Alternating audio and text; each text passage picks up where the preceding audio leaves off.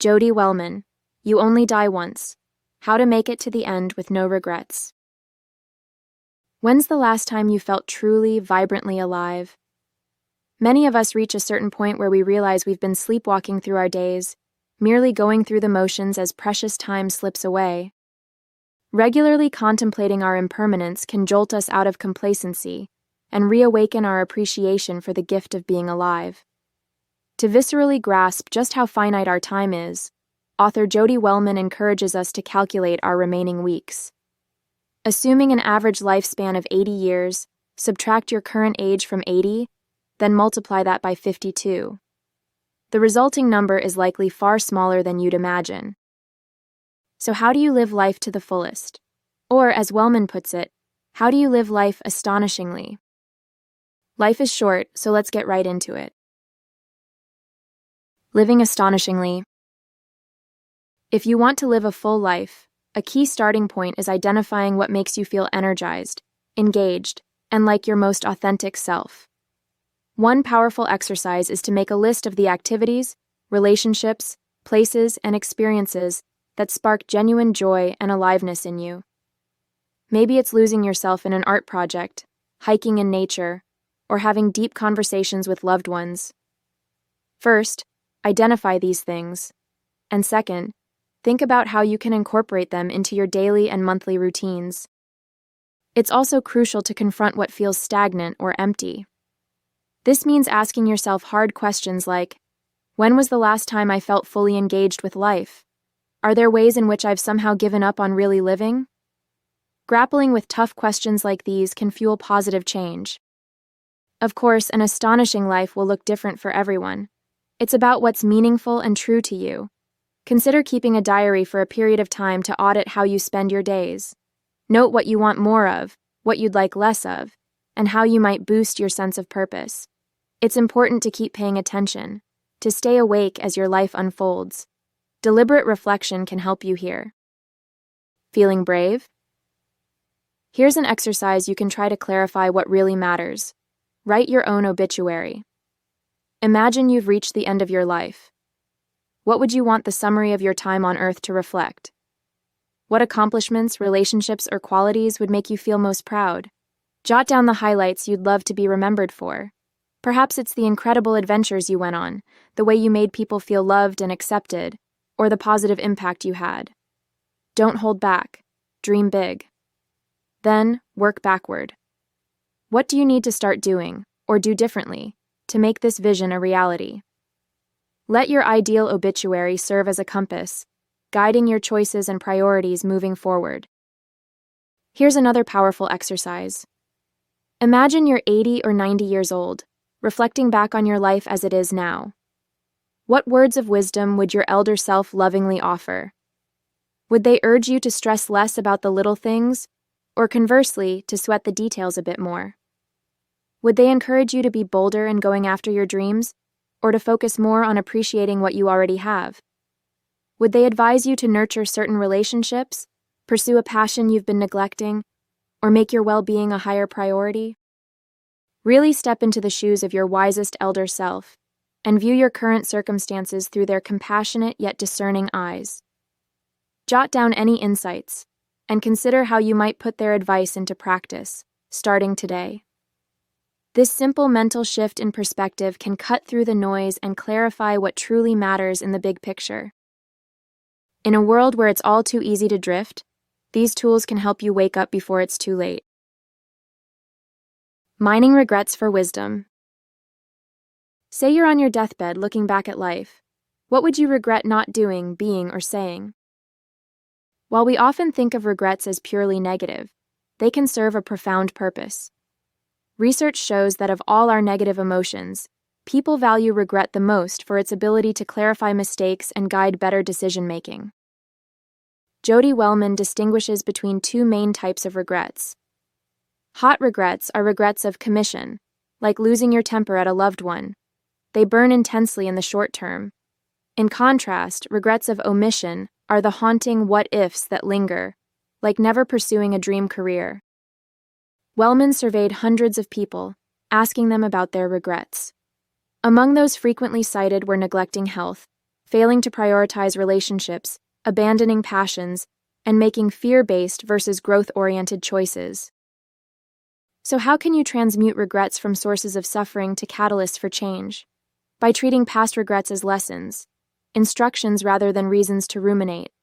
By extracting insights about what to do differently, you can make future choices with greater wisdom.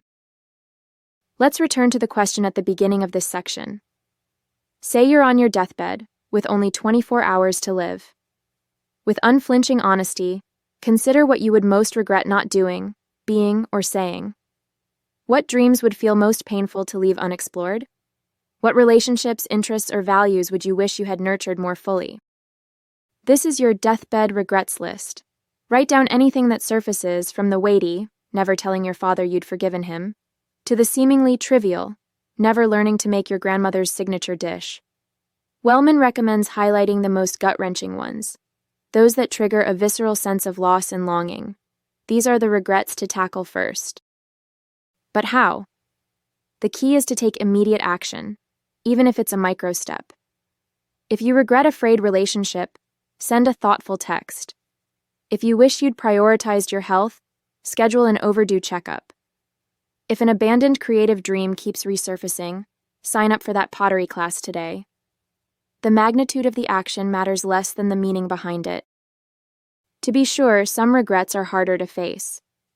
Paths not taken, like never having children or recovering from addiction, may elicit intense grief. Wellman acknowledges the courage it takes to confront these lost possible selves and to reimagine a different future. Yet doing so is crucial to move forward with acceptance and renewed hope. Crafting a life with minimal regret is an ongoing practice. In the end, living with intention is the greatest gift you can give your future self. Boosting your vitality. Have you ever found yourself feeling utterly, infectiously alive? So energized and engaged that you couldn't wait to jump out of bed?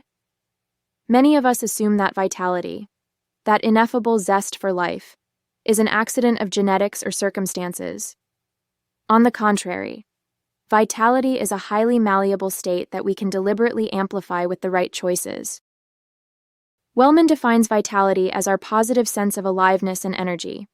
It encompasses feelings of enthusiasm, curiosity, passion, and engagement.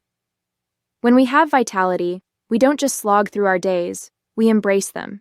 And that makes all the difference for our productivity, creativity, relationships, and overall life satisfaction. So then why do many of us feel more like zombies than zealots?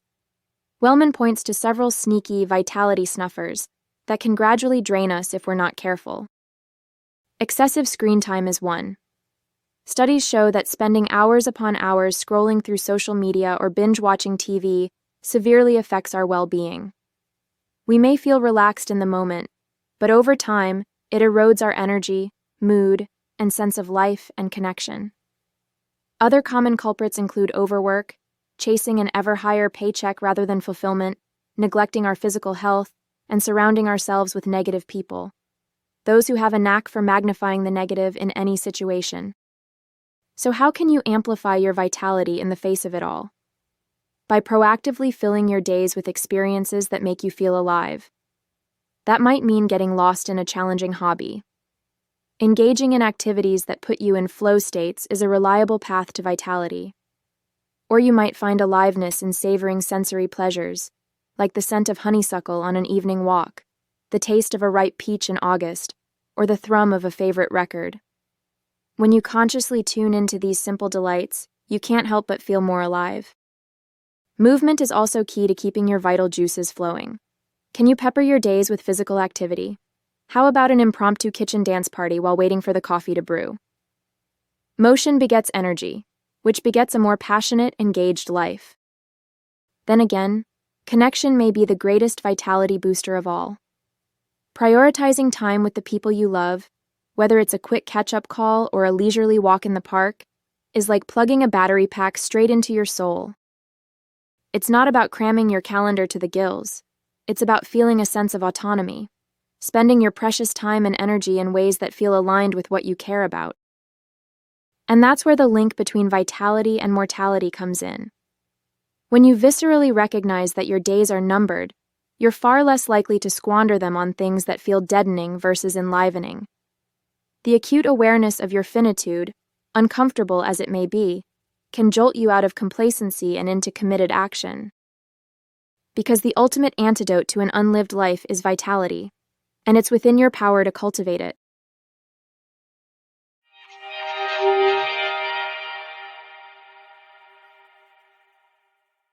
The main takeaway of this Blink to You Only Die Once by Jody Wellman is that to live a life with minimal regrets, you have to consciously pursue what truly matters to you.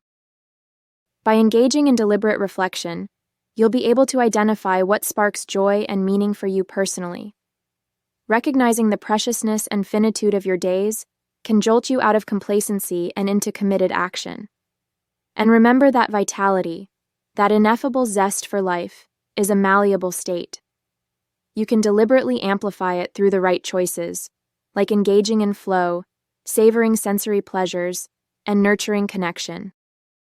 Okay, that's it for this Blink. We hope you enjoyed it. If you can, please take the time to leave us a rating. We always appreciate your feedback.